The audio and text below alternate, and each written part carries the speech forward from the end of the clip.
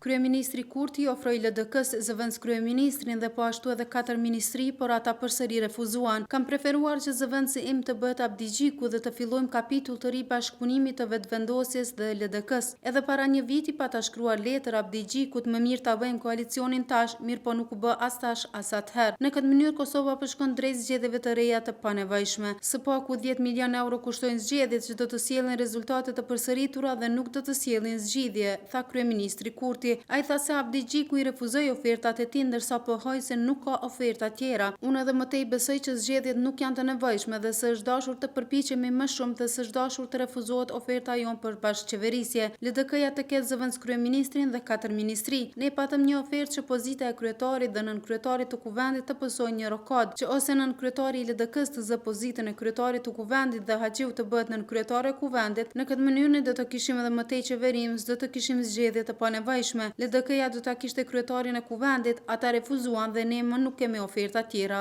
tha kryeministri Kurti.